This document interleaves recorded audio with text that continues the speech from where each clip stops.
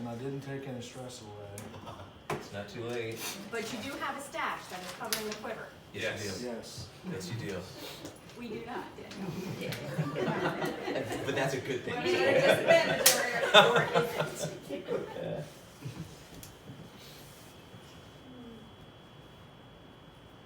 All right, Michelle and Derek. I've You're met the only you one. before. You have? But you haven't probably remembered. Yeah, I used to come to your house regular, but that's okay. I was just saying hi. How you doing? It's okay. Yeah, you've been a while. Wow. Do I feel bad for dishing on it? It's a hard start. Is there anything You're else? doing good, Talk- man. Don't Come talk on. too slow. Come on, man. You're good. You're good. So, I don't know you, huh? I'm your sister. No.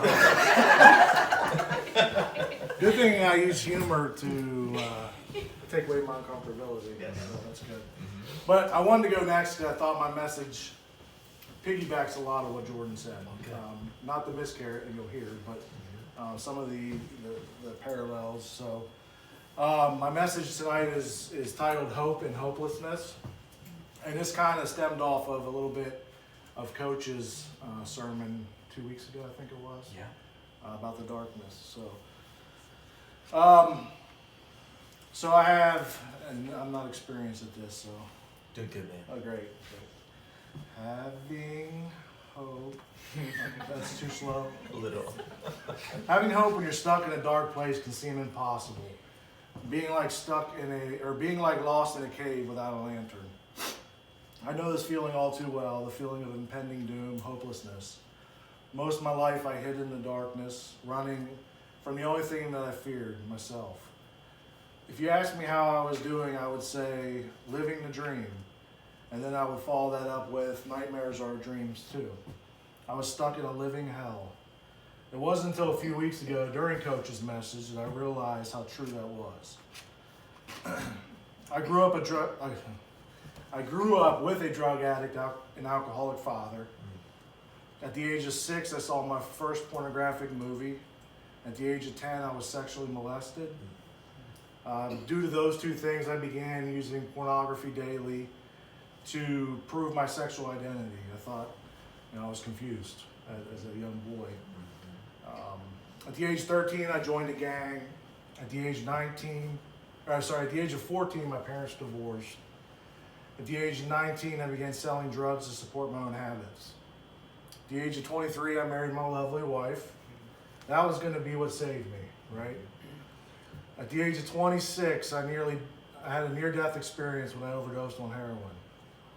I woke up and I thought, what is my purpose? Why am I still here? To continue living in this hell. This church was just the beginning of the darkness that controlled my life. Jesus said in John 8:34, truly I say to you, everyone who commits sin is a slave to sin. So the next decade of my life was laced with rehabs, halfway houses, unfaithfulness, relapse after relapse, CPS involvement. Divorce became a common word in our house. And of course, there were times wanting to end my life. The walls of the cave were closing in on me and I was lost and scared. I kept trying, but no matter how hard I tried, I could not find a way out. I finally realized that I was the problem. I needed God's help. For the first time ever, I hit my knees, and with all surrender, I cried out to God, please help me. I cannot do this anymore. Take control of my life. That night when I opened my eyes in that dark cave, I could now see a ray of light shining in the distance. Acts 26:18, to open their eyes so they may now turn from darkness to light, from the power of Satan to God, that they may receive forgiveness of sins and a place among those who are sanctified by faith in me. This once hopeless, broken man now had a glimpse of hope. In that light was the hand of Jesus to pull me out of that cave. John 8:12, Jesus said, I am the light of the world. Whoever follows me will not walk in darkness, but will have the light of life. I don't regret my past, and I don't wish to shut the door on it. God doesn't waste a hurt and I truly believe that my past is and will be a way for me to continue to use His kingdom glory. So how do you find hope in hopelessness? The answer is in Romans 15:13. May the God of hope fill you with all joy and peace as you trust in Him, so that you may overflow with hope by the power of the Holy Spirit. Today, the peace and joy I have are unlike anything I've ever experienced. Although I still fall short, I'm no longer a slave to the darkness. It's been almost 14 months since I had a drink or a drug.